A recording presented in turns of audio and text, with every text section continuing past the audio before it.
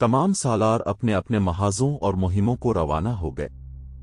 खालिद अपनी मुहिम के इलाके में हसन आदत इतनी तेजी से पहुंचे कि दुश्मन को खबर तक ना हुई। उन्होंने कुछ बस्तियों को घेरे में ले लिया तो खालिद के पास कुछ आदमी आए और उन्हें बताया कि बाज कबीले तलीहा के फरेब का शिकार है, उनकी खूनरेजी मुनासिब नहीं होगी।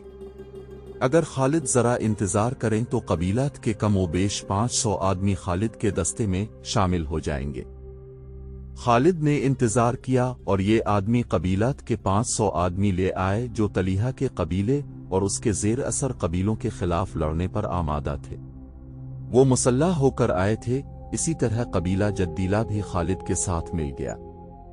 तलिया को पता चला तो वो बहुत घबराया, लेकिन एक शख्स के ये इसके साथ था, वो बनी फराजे का सरदार था। इसके दिल में मदीना वालों के खिलाफ इतना इनाद भरा हुआ था कि इसने ऐलान कर दिया था कि वो मदीना वालों की हुकूमत को किसी कीमत पर तस्लीम नहीं कर सकता। ग़ज़वा अहज़ाब में जिन 3 लश्करों ने मदीना पर हमला करने का मंसूबा बनाया था, इनमें से एक लश्कर का सालार यही शख्स ऐनिया बन हिस्न था। रसूल करीम ने अपने इस उसूल के मुताबिक कि दुश्मन को तैयारी की हालत में पकड़ो, मदीना से निकलकर उन तीनों लश्करों पर हमला कर दिया था। सबसे ज्यादा नुकसान ऐनिया के लश्कर को उठाना पड़ा। उसने मजबूर होकर इस्लाम कबूल कर लिया था, लेकिन इस्लाम के खिलाफ सरगर्म रहा। खालिद को पता चला कि तलिया के साथ ऐनिया है तो उन्होंने अहद किया कि उन दोनों को नहीं बख्शेंगे। खालिद ने पेश कदमी से पहले अपने 2 आदमियों अकाशा बिन मोहसन और साबित बिन अकरम अंसारी को लश्कर से आगे भेज दिया कि वो दुश्मन की नक्लो हरकत कोई और बात देखें जो लश्कर की पेश कदमी के काम आ सके तो पीछे इत्तिला दें। दोनों चले गए और खालिद अपने दस्तों के साथ आगे बढ़ते गए। बहुत दूर जाकर इन दोनों में से कोई भी वापस आता दिखाई न दिया। कुछ दूर गए तो 3 लाशें पड़ी मिले जो खून में नहाई हुई थीं। 2 लाशें उन्हीं 2 आदमियों अकाशा और साबित की थीं जिन्हें खालिद ने आगे भेजा था। तीसरी लाश किसी अजनबी की थी। बाद में जो इंकिशाफ हुआ तबरी और कामूस के मुताबिक कि ये दोनों आगे जा रहे थे, रास्ते में उन्हें एक शख्स हब्बाल मिल गया। एक मुअर्रिख कामिल इब्न असीर लिखता है कि हब्बाल तलीहा का भाई था, लेकिन तबरी और कामूस उसे तलीहा का भतीजा लिखते हैं। अकाशा और साबित ने इसे ललकार कर कत्ल कर दिया। इसकी इत्तला तलीहा को मिल गई। वो अपने भाई सलमा को अपने साथ लेकर आ गया। अकाशा और साबित अभी और आगे जा रहे थे। तलीहा और सलमा ने घात लगाई और दोनों को मुकाबले की मोहलत दिए बगैर ही कत्ल कर दिया। खालिद आग बगूला हो गए और तलीहा की बस्ती पर जा धमके। ऐनिया तलीहा की फौज की कमान कर रहा था और तलीहा एक खैमा में नबी बना बैठा था। ऐनिया ने मुसलमानों का कहर और गजब देखा तो वो अपने लश्कर को लौटता छोड़कर ऐनिया के पास गया। वो तलीहा को सच्चा नबी मानता था। नबी ऐनिया ने तलीहा से पूछा, मुश्किल का वक्त आन पड़ा है, जिब्राइल कोई वही लाए हैं? अभी नहीं। तलीहा ने कहा, तुम लड़ाई जारी रखो। ऐनिया दौड़ता गया और लड़ाई में शामिल हो गया। मुसलमानों का कहर और बढ़ गया था। खालिद की चालें झूठे नबी के लश्कर के पांव उखाड़ रही थीं। ऐनिया एक बार फिर तलीहा के पास गया। या नबी? उसने तलीहा से पूछा, कोई वही नाजिल हुई? अभी नहीं। तलीहा ने कहा, तुम लड़ाई जारी रखो। वही कब नाजिल होगी? ऐनिया ने झिंझला कर पूछा। तुम कहा करते हो कि मुश्किल के वक्त वही नाजिल होती है। खुदा तक मेरी दुआ पहुंच गई है। तलीहा ने कहा, वही का इंतजार है। ऐनिया अपने लश्कर में चला गया, मगर अब इसका लश्कर खालिद के घेरे में आ गया था। ऐनिया घबराहट के आलम में एक बार फिर तलीहा के पास गया और इसे अपने लश्कर की कैफियत बताकर पूछा कि वही नाजिल हुई है नहीं? हाँ, तलीहा ने जवाब दिया, वही नाजिल हो चुकी है। क्या? तलीहा ने जवाब दिया, मुसलमान भी जंग लड़ रहे हैं, तुम भी जंग लड़ रहे हो। तुम इस वक्त को कभी ना भूल सकोगे। ऐनिया को कुछ और तवक्को थी, लेकिन तलीहा ने इसे मायूस कर दिया। इसे ये भी पता चल गया कि तलीहा झूठ बोल रहा है। फरेब ऐसा ही होगा। एनिया ने गुस्से से कहा, वो वक्त जल्द ही या रहा है जिसे तुम सारी हजरत उमर नहीं भूल सकोगे। एनिया दौड़ता बाहर गया और चला चला कर अपने कबीले से कहने लगा, ये बन्नू फराजे, तलीहा कज़्ज़ाब है, झूठे नबी के पीछे जाने मत गनवाओ, भागो, अपनी जाने बचाओ। बन्नू फराजे तो भाग उठे। तलीहा के अपने कबीले के लड़ने वाले लोग तलीहा के खैमा के अर्द गिर्द जमा हो गए। खालिद तमाशा देखने लगे। तलीहा के खैमे के साथ एक घोड़ा और एक ऊंट तैयार खड़े थे। कबीला तलिया से पूछ रहा था कि फिर अब क्या हुक्म है। तलीहा की बीवी जिसका नाम नवार था इसके साथ थी। तलीहा घोड़े पर सवार हो गया और उसकी बीवी ऊंट पर चढ़ बैठी। लोगों, तलीहा ने अपने कबीले से कहा, मेरी तरह जिसके पास भागने का इंतजाम है वो अपने बीवी बच्चों को लेकर भाग जाए। इस तरह इस कज़्ज़ाब का फितना खत्म हो गया। हजरत उमर के दौर खिलाफत में तलीहा ने उनके हाथ पर बैत की और मुसलमान हो गया था। खालिद ने और कई कबीलों को मुती किया और उन्हें इर्तिदाद की कड़ी सजा दी। उन पर अपनी शराइत आयद की। इस्लाम से जो मुनहरिफ हो गए थे उन्हें दोबारा हल्का बिगविश इस्लाम किया। तलीहा की नबुव्वत को भी खालिद ने खत्म कर दिया और एनिया जो यहूदियों से बढ़कर मुसलमानों का दुश्मन था ऐसा भागा कि इसने इराक जा दम लिया, मगर इसका जहर अभी पीछे रह गया था। ये जहर एक औरत की शक्ल में था जो सलम कहलाती थी। उसका पूरा नाम अहमजमल सलम बिन्त मालिक था। सलम बन्नू फराजे के सरदारों के खानदान की एक मशहूर औरत करफा की बेटी थी। रसूल करीम की जिंदगी का वाकया है कि ज़ैद बिन हारसा उसामा के वालिद बनी फराजे के इलाके में जा निकले। ये कबीला मुसलमानों का जानी दुश्मन था। वादी अल कुरा में ज़ैद का सामना बनी फराजे के चंद आदमियों से हो गया। ज़ैद के साथ बहुत थोड़े आदमी थे। बनी फराजे के इन आदमियों ने इन सब को कत्ल कर दिया और ज़ैद को गहरे जख्म आए। वो गिरते पड़ते मदीना पहुंच गए। जब इनके जख्म ठीक हो गए तो रसूल अकरम ने उन्हें बाकायदा फौजी दस्ते देकर बन्नू फराजे पर हमला के लिए भेजा था। मुसलमानों ने बनी फराजे के बहुत से आदमियों को हलाक और कुछ को कैद कर लिया। झड़प बड़ी खूनरेज थी। इन कैदियों में करफा फातिमा बिन्त बदर भी थी। इस औरत की शोहरत ये थी कि अपने कबीले के अलावा दूसरे कबीलों को भी मुसलमानों के खिलाफ भड़कती रहती थी। उसे मदीना लाकर सजाए मौत दे दी गई। इसके साथ इसकी कमसुन बेटी उम्मुल सलम भी थी। रसूल करीम ने ये लड़की उम्मुल मोमिनीन आयशा सिद्दीका के हवाले कर दी। उसे प्यार से रखा गया मगर वो हर वक्त उदास रहती थी। आयशा सिद्दीका ने इस पर रहम करते हुए इसको आजाद कर दिया। बजाय इसके कि सलम मुसलमानों की शुक्रगुजार होती कि उसे लौंडी न रहने दिया गया और इसे आजाद करके ऊंची हैसियत में वापस भेज दिया गया, इसने अपने दिल में अपनी मां के कत्ल का इंतकाम रख लिया और जंगी तरबियत हासिल करने लगी। वो सरदारों के खानदान की लड़की थी। इसमें क़ियादत के जौहर भी पैदा हो गए। उसने मुसलमानों के खिलाफ एक लश्कर तैयार कर लिया और मदीना पर हमले के लिए पर तोलने लगी। मगर मुसलमान एक जंगी कुव्वत बन चुके थे, इसलिए सलम मदीना के करीब आने की जुर्रत न कर सकी। अब तलीहा और एनिया को शिकस्त हुई तो सलम मैदान में आ गई। इसकी मां एनिया की चचाजाद बहन थी। जिन कबीलों ने खालिद से टुकर ली थी उन्हें ये लड़ाई बड़ी महंगी पड़ी थी। जो बच गए थे वो इधर अलिफादेर भाग गए थे। इनमें गफान, बन्नू सलीम और हुआजन के बाद सरकर्दा लोग सलमा के यहाँ जा पहुंचे और अहद किया कि सलम अगर उनका साथ दे तो वो मुसलमानों से इंतकाम लेने के लिए जाने कुर्बान कर देंगे। सलम तो मौका की तलाश में थी। वो तैयार हो गई और चंद दिनों में अपना लश्कर तैयार करके रवाना हो गई। उस वक्त खालिद बज़्ज़खा में थे जहां उन्होंने तलीहा को शिकस्त दी थी। उन्हें इत्तला मिली कि बन्नू फराजे का लश्कर आ रहा है। खालिद ने अपने दस्तों को तैयार कर लिया। जिस तरह सलम की मां अपने जंगी ऊंट पर सवार होकर लश्कर के आगे आगे चला करती थी, इसी तरह सलम भी अपने लश्कर के आगे आगे थी। इसके अर्द गिर्द 170 सवारों का घेरा था जो तलवारों और बर्छियों से मुसल्ला थे। ये लश्कर जोश व खरूश बल्कि कहर और गजब के नारे लगाता आ रहा था।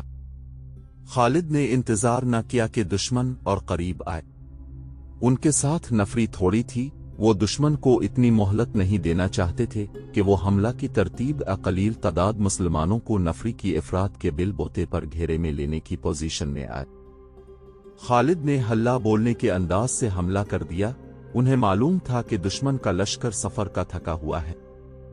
खालिद ने दुश्मन की इस जिस्मानी कैफियत से भी फायदा उठाया।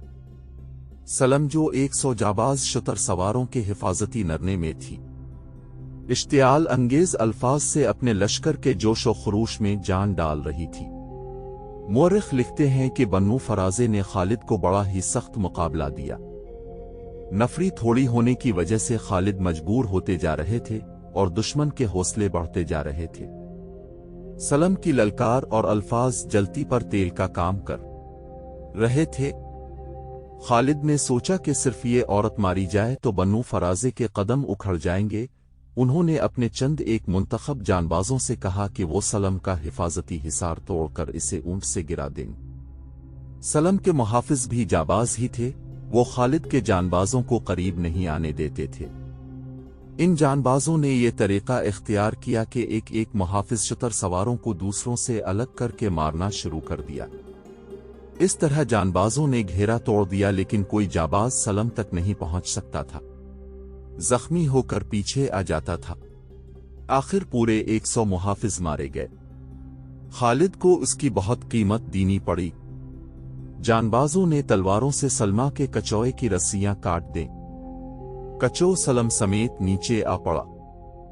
जानबाजों ने खालिद की तरफ देखा कि क्या हुक्म है, कैदी बनाता है या कत्ल करना है। खालिद ने हाथ से इशारा किया। एक जाबाज ने तलवार के एक ही वार से सलम का सर तन से जुदा कर दिया। बन्नू फराजे ने यह मंजर देखा तो उनमें भगदड़ मच गई और वो अपनी लाशों और जख्मियों को छोड़कर भाग गए। मदीना से तकरीबन 275 मील शुमाल मशरिक में बता नाम का एक छोटा सा गांव है, जिसमें बदा के चंद एक कुंबे आबाद हैं। इस गांव को कोई अहमियत कोई हैसियत हासिल नहीं।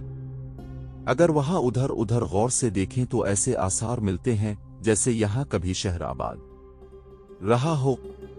14 सदियां गुजरी, यहां एक शहर आबाद था, इसका नाम बता था, जो आज तक जिंदा है, मगर शहर सुकड़ सिमट कर छोटा सा गांव रह गया है। इस शहर में खूबसूरत लोग आबाद थे, वो बहादुर थे, निडर थे और बातें ऐसे अंदाज से करते थे जैसे कोई नज्म सुना रहे। औरतें हुसैन थीं और मर्द वजी थे। ये एक ताकतवर कबीला था जिसे बनी तमीम कहते थे। बन्नू यरबू भी एक कबीला था, लेकिन अलग थलग नहीं, बल्कि बनी तमीम का सबसे बड़ा हिस्सा था।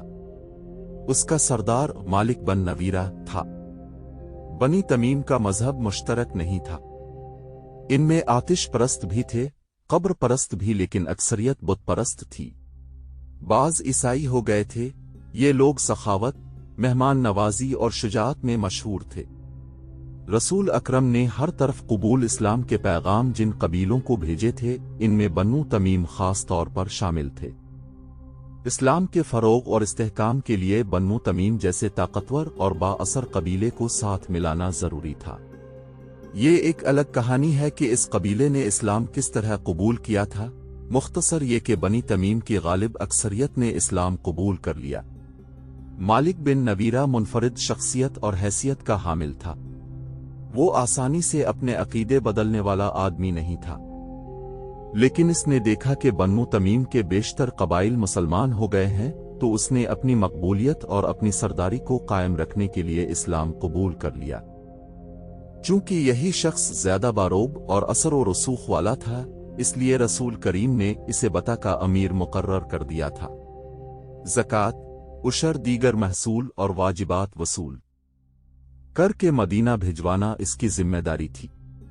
मशहूर मुअर्रिख बिलाजरी और मोहम्मद हुसैन हैकल लिखते हैं कि मालिक बन नवीरा बड़ा वजीहा और खूबसूरत आदमी था। इसके कद काठ में अजीब सी कशिश थी। इसके सर के बाल लंबे और खूबसूरत थे। शहसवार ऐसा कि कोई इसके मुकाबले में ठहर नहीं सकता था। अच्छा खासा शायर था। आवाज में मिठास और तरन्नुम था। और इसमें सबसे बड़ी खूबी ये थी कि हंस मुख था। गम के मारे हुआहे को हंसा देता था। इसमें खराबी ये थी कि इसमें गुरूर और तकब्बुर बहुत था।